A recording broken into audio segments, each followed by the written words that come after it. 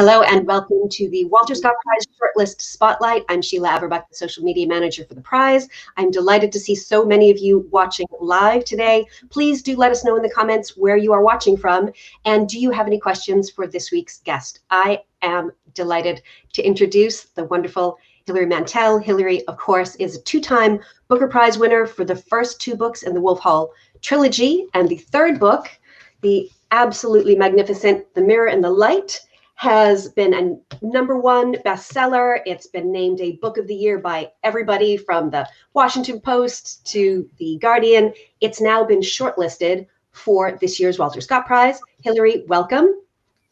Thank you. Congratulations. How does it feel to have so much love from readers and critics being shown to your hard work that you've done on The Mirror and the Light?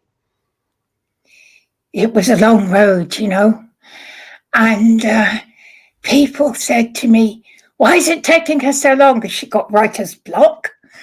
And then I always hoped that when they saw the conclusion, they would say, okay, we understand now, we get it, we see why it took so long. It's, it's one of those stories that gains complexity as it goes. It was very testing. It was much the hardest thing I've done as a writer. It took everything I knew and everything I had. So it was, yes, I mean, it's good that it had such a great reception from readers. I know that a lot of people watching will have already read Wolf Hall, Bring Up the Bodies, and The Mirror and the Light, but if it's not too much of a big ask, can you give us a brief summary of who is this boy from nowhere, Thomas Cromwell, what's happened to him up to this point, and now, at the beginning of The Mirror and the Light, where is he poised and what's next for him? Okay, Cromwell is a small town boy, born so obscurely that we don't know his date of birth, but we're looking at around 1485. And he's born in Putney, southwest of London. His father is a brewer and a blacksmith. He's not a poor man, he's a kind of local businessman, but he's rough, he's trouble. He's not the kind of man you want as your neighbour. At the age of about 15 or so, young Thomas Cromwell ran away and he crossed the Channel and he joined the French army. And this was the period of years. This was a time of adventure in Europe, a decade of adventures that took him to Italy, to the Low Countries, finally brought him back to Britain. Brought him back to England in his 30s. He married, had a family. He was talent spotted by Cardinal Wolsey, who was the king's right-hand man.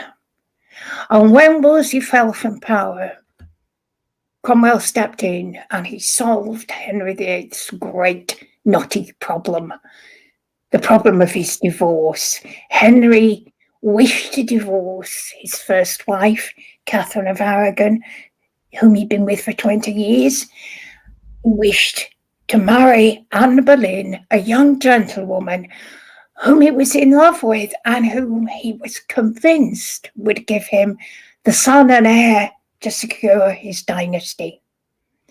Cromwell masterminded the divorce. He engineered the split from Rome.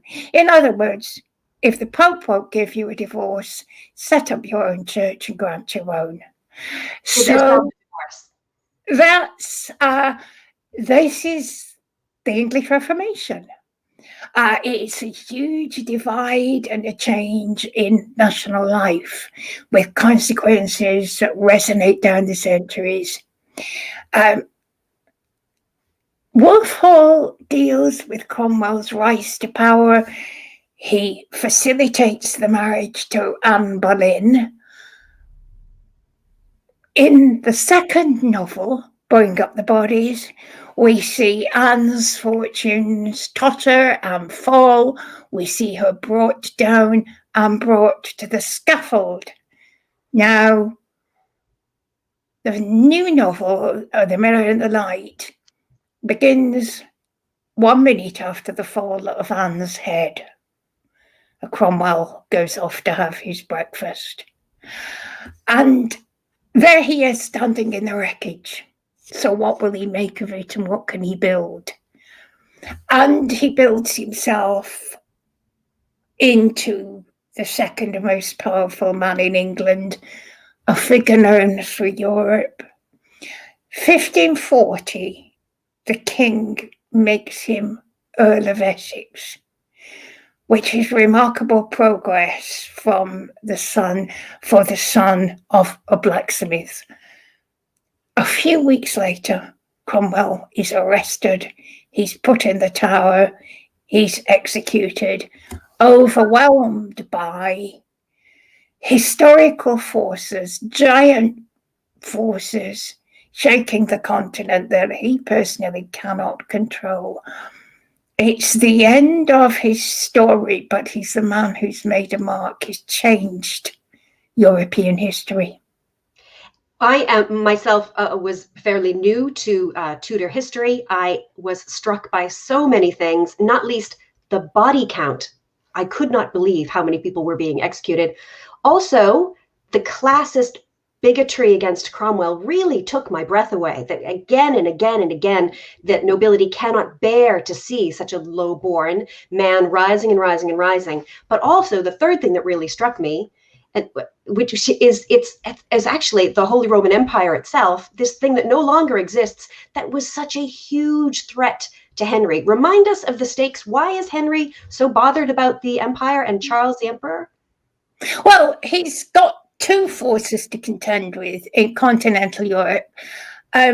There's France, a big, powerful kingdom, much richer than Little England, and also the Emperor, who is not only the overlord of much of what we now think of as Germany, but also the overlord of the Low Countries, and he is King of Spain. So the emperor has got all the riches of the New World pouring in, the galleons holding gold and all the natural resources of the New World, which he's exploiting. So Henry's up against two great possible enemies. And the aim of policy is always to set the emperor and France against each other, because if they combine, they can so easily crush England. But you see, Europe's changing, and there's a new power bloc, and that is the states who've broken with Rome and set up reformed churches. So some of the German states, the Scandinavian states, and what Cromwell did with Henry's fourth marriage was to broker an alliance with the new Protestant Europe to try to solve this age-old problem of the two mighty power blocks and the tiny offshore island that was England. Remember, in those days, of course, it was just England and Wales. Scotland was a separate kingdom, and Ireland was just to the site of military misadventure as far as England was concerned. Ireland was largely ungovernable and a money sink for Henry. So it's just this tiny patch of territory. And of course, the difficulty Henry had was, well, as I said, if the big Catholic powers should unite against him, he'd just be rolled over. So the aim of politics in the international sense was to stop this happening. The need for a male heir also, to me, I didn't quite get, why is Mary not good enough? Why is baby Elizabeth not going to be good enough? Why is it absolutely vital that he have a male heir? Well, in those days, the thinking was the king's got to be able to lead you into battle. And Henry did lead people into battle.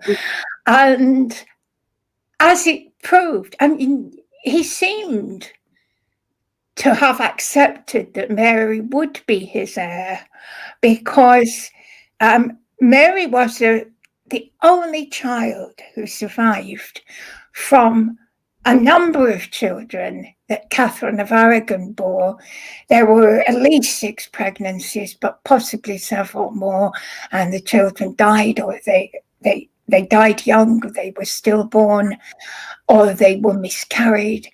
And Mary survived, and Henry seemed inclined to treat her as his heir and to treat her as Princess of Wales. But then along came Anne Boleyn, and he cannot account for these great tornadoes that blow through the human heart. And Henry became convinced, I've got to try again with another woman, and she's the one. So the bottom line is he could have been content with Mary as the Princess of Wales being his heir, being the next sovereign, but Anne Boleyn obsesses him completely, and she will not come into the king's bed, and she will not unless he marries her. So yes, yes, and then Anne gives birth to the longed-for child, and it's a daughter. Mm-hmm. It's Elizabeth. Yep. The future Queen Elizabeth. And her next pregnancies, like Catherine's, end in disaster. So there's Henry with a new wife, whom he's fallen out of love with. And once again, no male heir. You have to remember, this business of having a son, it wasn't just a vanity project for Henry. It was seen as any man of the time would have felt the same. Mm-hmm. that I need a son and heir. Mm-hmm. And you have to remember also that the Tudors were not like the great established royal families of Europe. Henry VIII was the second Tudor king. Mm-hmm. So they were new. Mm-hmm. And they wanted to establish their place in the world. A son, maybe a couple of sons, would have made Henry look to his enemies a far more formidable prospect. Mm-hmm. But as long as there was no heir, mm-hmm. Then they thought, well, England's there for the taking. And once Anne Boleyn is gone, Henry wants to try again with Jane Seymour. And isn't mm-hmm. today the anniversary of their marriage, 30th of May? Jane Seymour marries King Henry VIII. Of course, this is one of the scenes that is off stage, so to speak, in The Mirror and the Light. I'm dying to know, was that a scene that you wrote? Obviously, there's plenty in this book, but did you write it? Did you think about it? It's described, it was a private ceremony. And then we have that absolutely magnificent scene the day after, when everyone is crowding around Jane. What happened? But I'm interested to know, is the marriage scene itself one that you wrote or thought about writing? No, because Cromwell wasn't there. Yeah. I mean, when you say a private ceremony, it really is just a clasping of hands and a blessing. That's all marriage usually was. The making of a marriage was all in the making of the marriage contract, the agreement between families. Okay. And the actual ceremony itself was usually private. They didn't go in for these great Westminster Abbeys weddings or St. Paul's like modern royals. It was essentially off stage. But the next day, Cromwell was at court, mm-hmm. and like everyone else, curious to know, how is this gone and what will it lead to? Do you have a favorite scene in the book? Because I can tell you that's my favorite scene. I thought it was absolutely brilliant. Now, there are a lot of scenes in this book, but do you have a favorite scene? Yes, I think I do actually, but it's not that one. It's a scene late in the book. I forget whether it's November or it's February, but it's a dark day and it's twilight, and Henry and Cromwell are sitting, just the two of them. And they're two aging men, companionable in the dusk, and they begin to talk about their fathers. And it is the moment in the book where I think the reader feels them draw closest. but then a really chilling thing happens. Henry says, I've known you for a very long time now. And we think, he's finally realised how much he owes to Cromwell. He is acknowledging Cromwell's place in his life.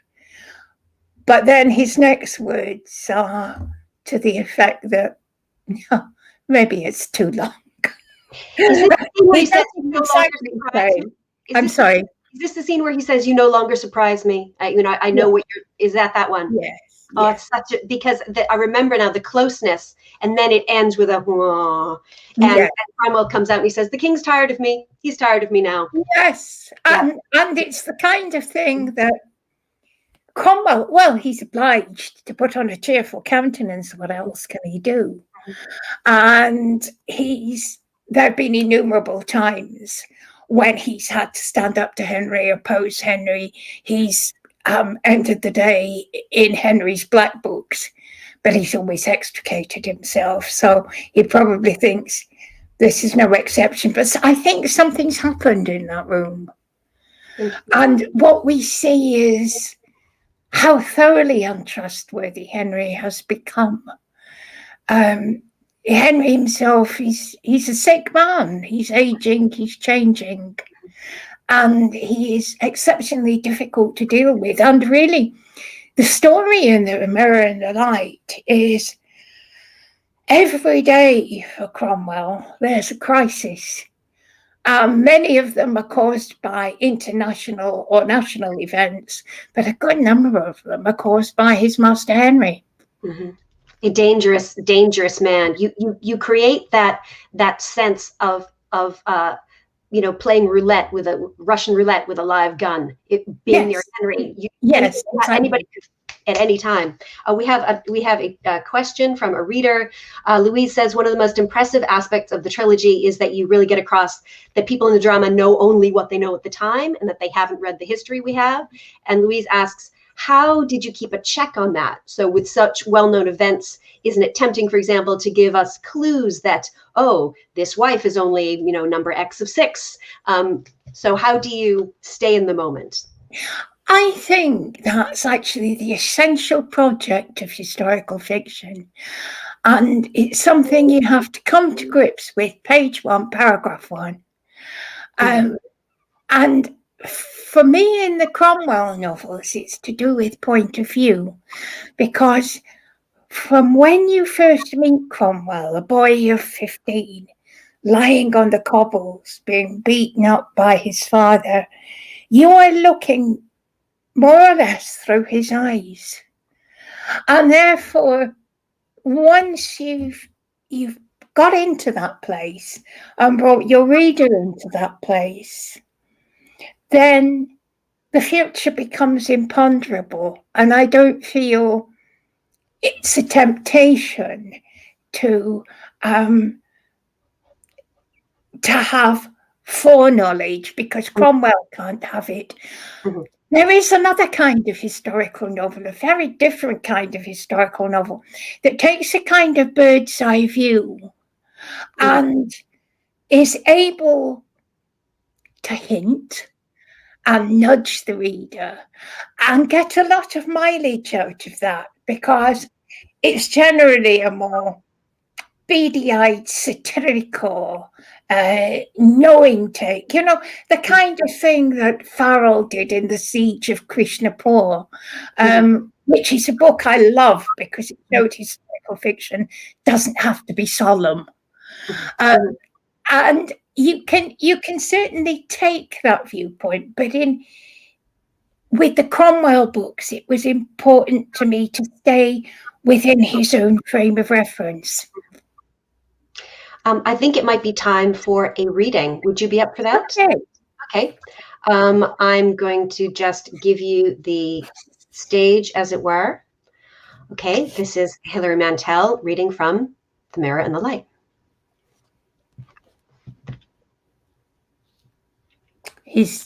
Cromwell's just come home after the execution of Anne Boleyn. When he gets home, Young Rafe Sadler's waiting for him. He pulls off his cap at the sight of his master. "Sir?" "Done?" he says. Rafe waits, eyes on his face. Nothing to tell. A prayerful end. "And the king?" "We hardly saw him," Rafe says. "Went between bedchamber and oratory, spoke with his chaplain." Rafe is in the king's privy chamber now, his liaison man. "I thought I should come, sir, in case you've any message for the king." Verbal message, he means. Something better not committed to ink. He thinks about it. What do you say to a man who has just killed his wife? "No message," he says. "Get home to your wife."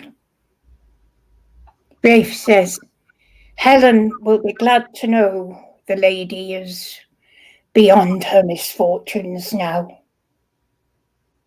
He's surprised. She doesn't pity Anne, does she?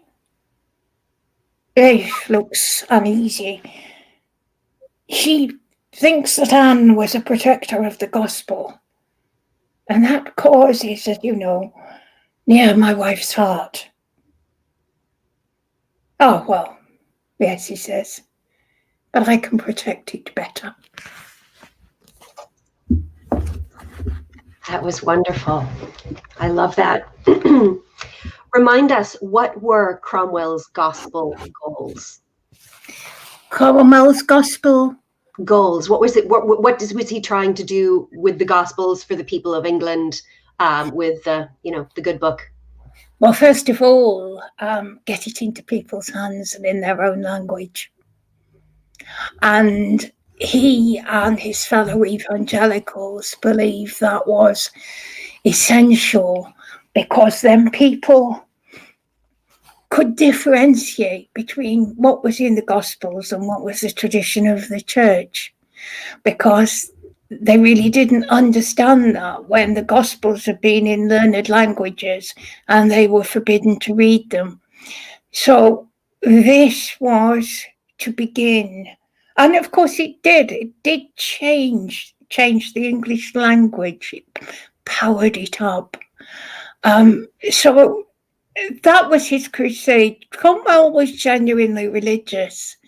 He was a committed evangelical, but he wasn't a fanatic. We have a question here from Michael. Michael says, throughout the trilogy, Cromwell holds the title of Master Secretary. Can you help us understand what was the role of secretary? What powers did it give Cromwell? Does it have a modern day equivalent? No, we don't. And this is a really clever thing. This goes to the heart of what Cromwell was. Traditionally, the king's secretary was just that. He was his close confidant. He was there to act as a sort of intermediary between the king and his council, and they didn't literally keep the minutes of council meetings, but the secretary was the repository of everyone's confidences. But it was a role that was outside the hierarchy. It wasn't like being Lord Chief Justice or Lord Privy Seal or Lord Chancellor, posts which usually meant to great churchmen or great nobles. And the post had been important because of the intimacy with the king, but there was no solid definition of it. So Cromwell, when he became secretary, he began to push out the remit of the post, so that he has a finger in every pie. And he says, well, the secretary, it's my job to inquire into any department of government. So I can work right across the board, because my role is to report to the king on what you're doing. Now, Cromwell never gave up the post of secretary until the very last months of his life. He accreted other officers in the official power structure, but he kept on using this one. It's like, having to climb the ladder to high office, but it's as if Cromwell sneaks in an extra ladder of his own and puts it at the back of the house where you're not watching him. And it was one of the smartest things he did as a politician. The Walter Scott Prize, as you know, has a younger sibling, which is the Young Walter Scott Prize. And this is for writers aged 11 to 19 who want to write fiction set in a time before they were born. And I have to ask you, for these young writers, do you have one piece of advice on how to write historical fiction? Just one piece of advice is really tough. But I would say, okay, learn your facts because they will make you secure. But understand that there's more to history, and particularly more to historical fiction, than cold, hard data. So what you're seeking to do is live in that world and convince the reader that you know how an ordinary person's day runs, dawn to dusk. What do they see, hear, smell, taste, touch? If you could get your five senses working for you historically, you are home. It's not a quick process. You have to be a little bit patient with it. You go to places, you look at pictures, you listen to music, immerse yourself in that world. And one day, this magic day comes when it becomes solid and real. You're no longer confused. You can walk into, as it might be, a Tudor house and walk around it with perfect confidence. For young writers and for old writers, that is not quickly achieved.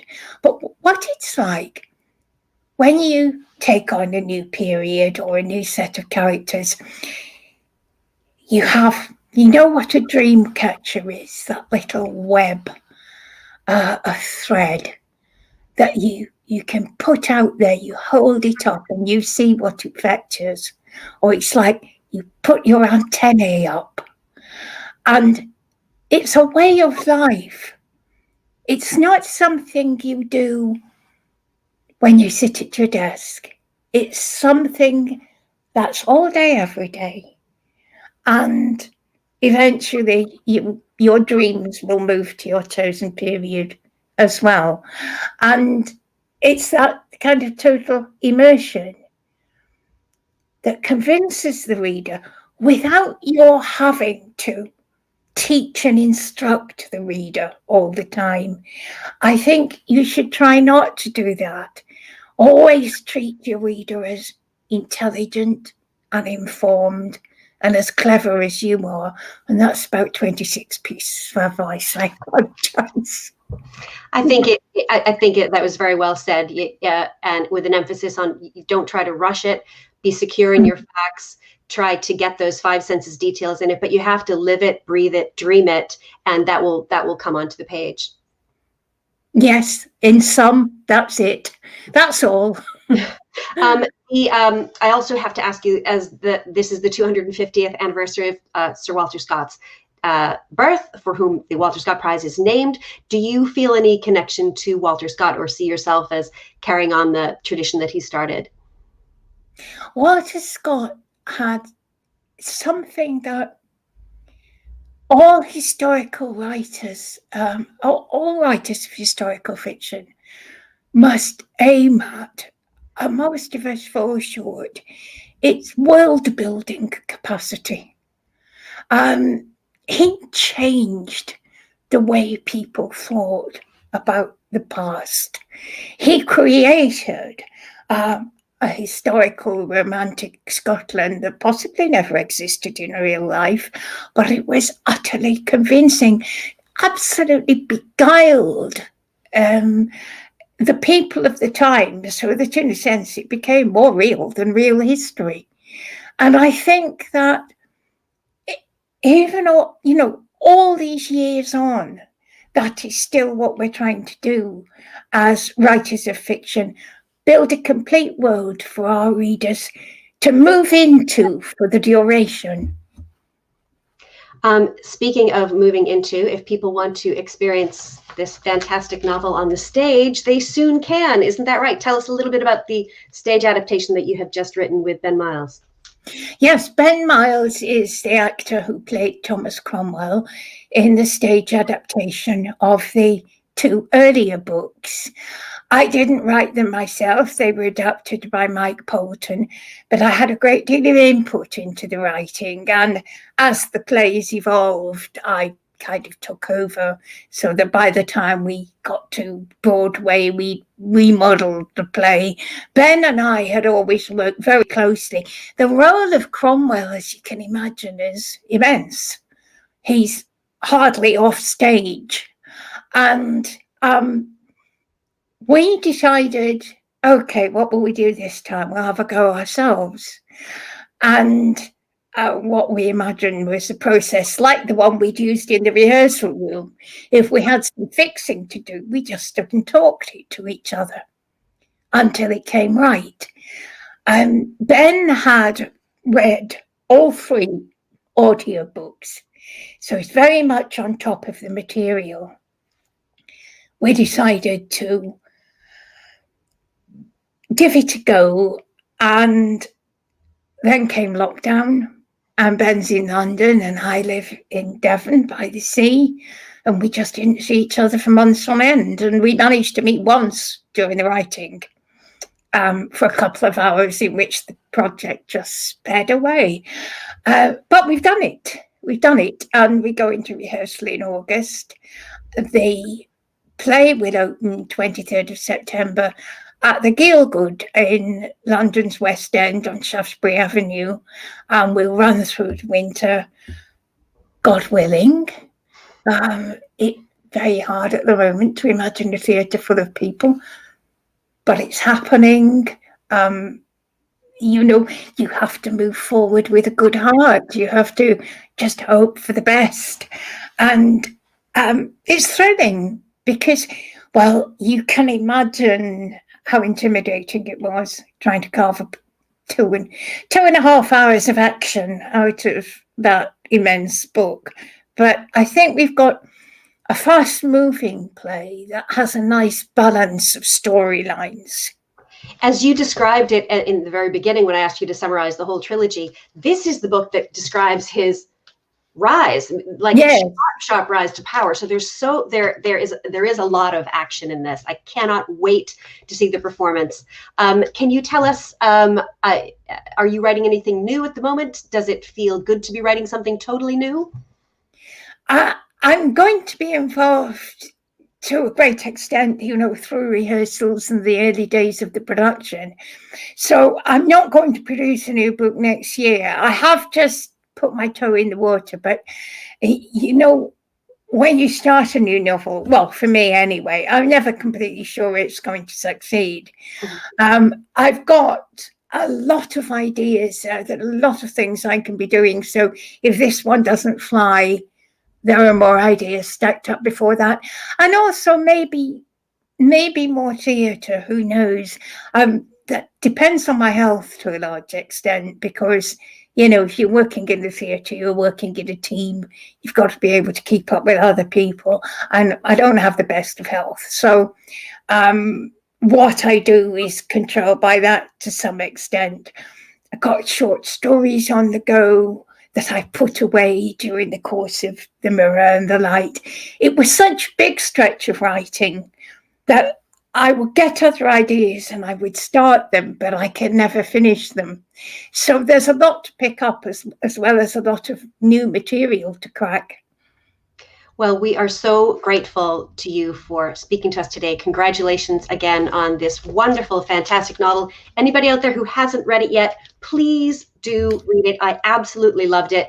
Hilary, you managed to take these great structural beams of English history and you weave with them. You weave a story of such beauty that is both epic and personal. It made me cry both times I read that final scene. So I'm not going to cry this time, but yeah, you really did something absolutely magical with this book. So thank you. I loved it. Thank you very much. To all of you watching, if you would like to book your ticket for The Mirror and the Light, you can access that at this website. That's themirrorandthelight.co.uk.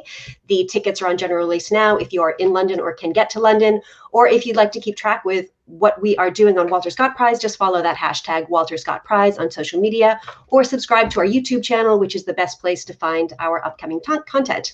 Thank you to all of you who have tuned in. Hilary, thank you again for joining us. Thank you. It's a pleasure.